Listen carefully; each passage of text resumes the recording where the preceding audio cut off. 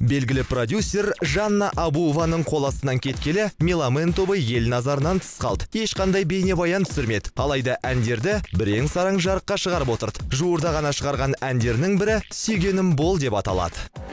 Сүйгенім бол, сүйгенім бол, сүйгенім бол, маған жоқ сенсіз басқа жол. Сүйгенім бол, сүйгенім бол, бірге өтсем өзіңменен арманым сол. Әнді көптеген той хиттерінің авторы Бауыржан Есебаев жазған. Алайда бұл ән өзге әндерден өзгерек дейді жігіттер. Бұл жерде барлық әңгіме әннің сөзінде. Бұл ән біз таңдаған жоқпыз, арнайы бізге арналып жазылды. Бұл ән жігіттердің өздеріне де қатты ұнапты. Оның бағасын беретін әрине көрермен. Сондай-ақ топтың неге бейнебаян түсірмей жүргенін де сұрадық. Себебін айтыңдар. Енді жоқ, енді расымен де деп жігер басын алып қашты. Ал негізінде осы уақытқа дейін ізденісте болдық.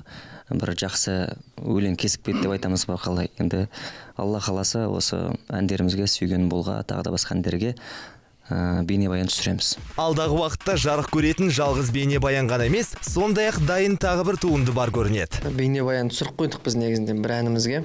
Ол ән жігер біздің басты рөлде 72 сағатта үйлену деген комедиялық жанрда түсірілген бір фильм шығады жақында. Осы жаңа жылдың қарсаңында шығады.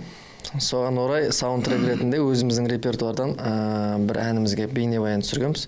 Ендеше жігіттер, жаңа бейне клиптеріңізді асыға күтеміз. Ең бастысы, қырағы көзді халықтың көңілінен шығады деген ойдамыз. Сәттілік!